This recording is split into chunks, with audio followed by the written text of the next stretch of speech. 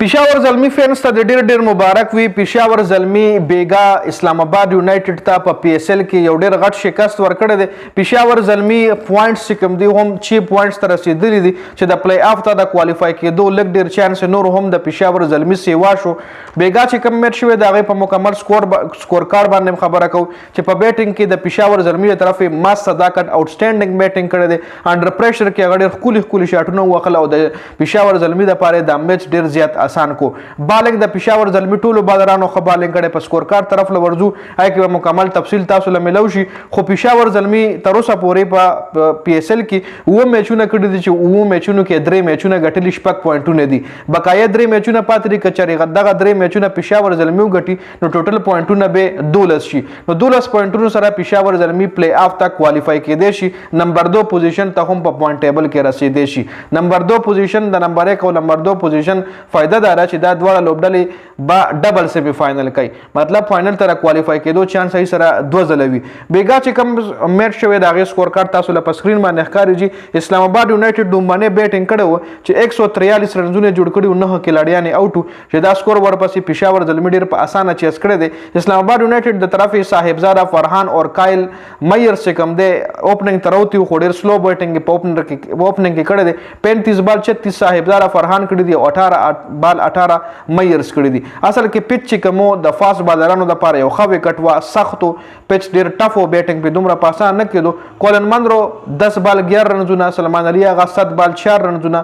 شاداب خان کپتان صاحب 8 بال 15 رنزونه. اعظم خان 7 بال 8. سعد مسعود 4 بال 1. اماد وسیم 10 بال 11 بال 10 سوری. بین ډوارشیه 17 بال 33 په آخر کې د زبردست سکور کړی دی. کینی د اسلام آباد یونایټډ سکور به 120 130 پورې و خو د 17 بال 33 رنزونه جوړ کړل. نسیم شاه 3 بال 1 جی په لاست بال باندې نسیم شاه اوټ شوی دی. مطلب شل اورونه مکمل وخلی دی اسلام آباد یونایټډ. ښه د پېښور زلمي له طرفې لیک وډ 4 اور 26 یو وکټ اخیستلې ده. الزاري جوزف 4 اور 29 یو وکټ اخیستلې ده. محمد علي 4 اور 26 3 وکټ چونکې د پړومبني اور کې 15 رنز ورکړل خو بیا په اخرني 3 اورونو کې ډېر کم سکور ورکړی. 11 رنزونه ورکړي او وکټ پکې هم اخیستلې دي. احمد دیانال 4 اور 29 یو وکټ. سایم ایوب 2 اور 16 یو وکټ. حسین طلعت 2 اور 14 یو وکټ. ټولو بالرانو وکټ اخیستلي دي. محمد علي پکې 3 وکټ اخیستلي او ټولو بالرانو ښه اکانومي سره بالنګ کړی دی.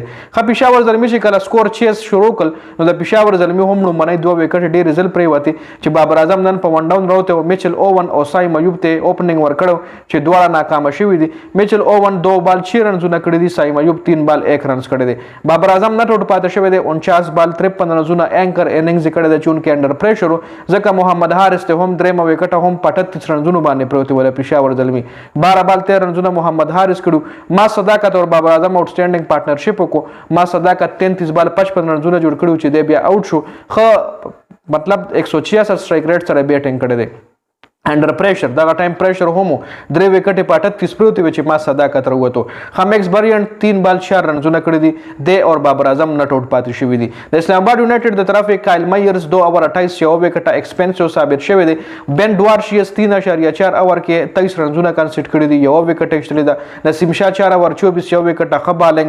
رایلی میریدس 3 اور 30 یو وکټه. سلمان آغا 1 اور 7 وکټ یومنا. اماد وسیم 2 اور 14 وکټ یومنا. سعد مسعود 1 اور 20 وکټ یومنا. اسلام آباد یونایټډ نه پېښور زلمي دا میچ په 18 اور کې ګټلی دی او پېښور زلمي ته د ګټې سره د هغوی پوینټس هم سیوا شو او د پلی آف مرحلې ته د کوالیفیکیشن چانس هم نور سیوا شو. دا مکمل سکور کارډ د ویډیو کتلو زیاته مننه. والسلام.